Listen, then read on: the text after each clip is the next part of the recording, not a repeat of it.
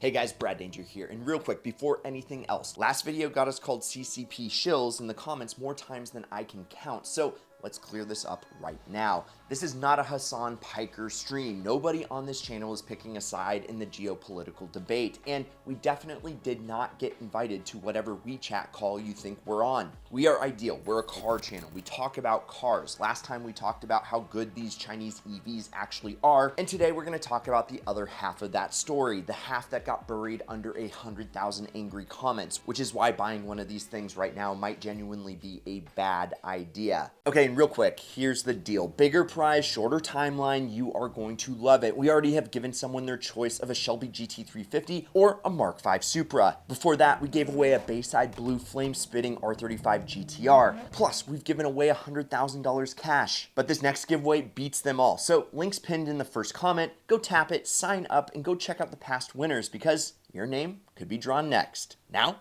back to the show. So let's start with the most obvious problem, and it's not the car, it's the company selling it to you. There are over 100 EV brands in China right now, and most of them are losing money hand over fist. This isn't a stable industry with 5 giants and a bunch of hobbyists. It's more like 100 contestants in a reality show where only a handful get a rose at the end and everybody else goes home. That means the exciting new startup you just bought a car from has a real shot of not existing in 3 years. And when a car company disappears, it doesn't just take the factory with it, it takes the app that unlocks your doors, the cloud service that runs your infotainment, the replacement parts warehouse, and the software updates that keep the thing from turning into a very expensive brick with heated seats. You didn't buy a car, you bought a subscription to a company's continued existence, and that subscription can get canceled without asking you first. Ask anyone who's bought a smart home gadget from a startup that got acquired and then quietly euthanized. Same energy, except this one is parked in your driveway and costs $40,000. And you already know what happens to resale value the second that risk becomes real. Nobody wants to buy a used car from a company that might not be around to service it, so the value doesn't just dip, it falls through the floor. Good luck explaining to a buyer that your orphaned crossover from a brand that folded last spring is actually a great deal. It's got low miles, and also nobody on earth can source the replacement taillight for it anymore. That's not a used car listing, that is a hostage negotiation. And it's not just resale that takes the hit, it's everything that happens before you ever drive it off the lot. Insurance companies price risk, and a car from a brand with no track record and no guarantee it exists at renewal time gets priced like the wild card it is. Lenders get nervous the same way because a loan on the car is really just a bet that the collateral holds value for the life of the loan. And nobody wants to finance a car that might be worth scrap metal money in year 4 because the parts pipeline dried up. Dealerships that aren't affiliated with the brand get nervous too because servicing a car nobody trained them on, using parts nobody stocks, is a great way to turn a routine oil change into a 4-hour diagnostic nightmare. All of that risk gets priced into something, and it's usually priced in against you, the buyer, long before the company itself actually folds. Now here's the part that should really worry you if you're one of these brands, because some of them are expanding into new countries way faster than they can build the infrastructure to support the cars once they're sold. Trained technicians, part warehouses, body shops that actually know how to fix these things.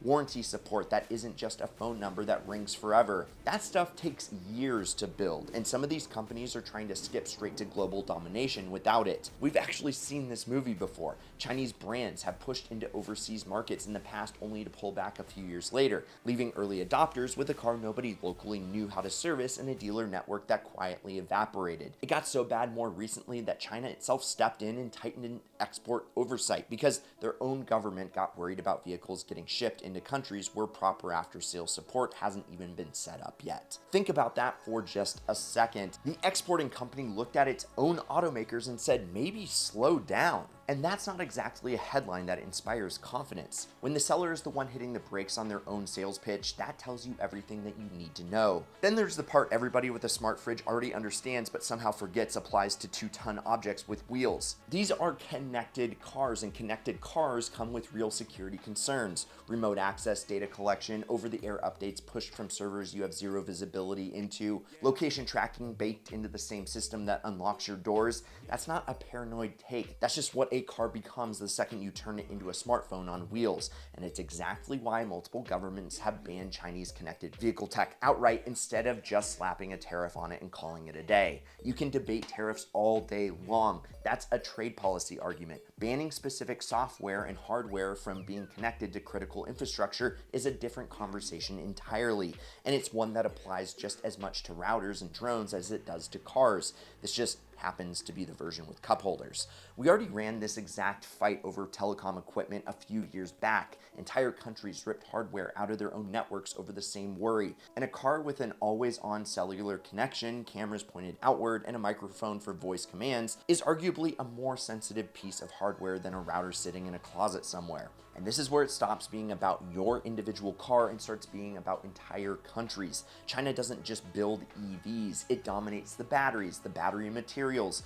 the refining, and a huge chunk of the electronics inside every single one of these cars, including plenty of the ones built by companies you've actually heard of in Detroit and Stuttgart. So if a country lets its own automotive industry get wiped out, it's not just losing car factories, it's becoming dependent on one supplier for cells, components, software, and the raw material underneath all of it. That's why governments treat cars differently than they treat rice cookers and phone chargers. Automotive manufacturing is millions of jobs. It's tangled up with industrial capacity, transportation infrastructure, and yes, even military production, because the same factories, the same supply chains, and lots of the same materials show up in both. Nobody panics about a country dominating the blender market. Everybody panics about a country dominating the car market, because a car market is never just a car market. It's a foundation a whole lot of other industries are quietly standing on. And then there's the numbers themselves, which have taken a hit lately. Reuters dug into the gray market where brand new vehicles were getting registered inside China and then getting exported as used zero mileage cars. That little trick can inflate report sales figures, clear out excess inventory that isn't actually selling,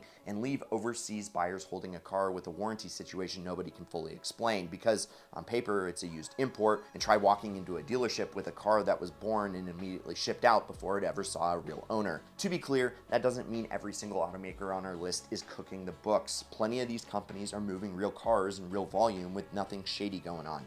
But it does reinforce that growing image of an industry that's chasing volume by any means necessary, and once that image sticks, good luck shaking it off, because buyers remember headlines a lot longer than they remember footnotes. So how did we get to an industry this large, this fast in the first place?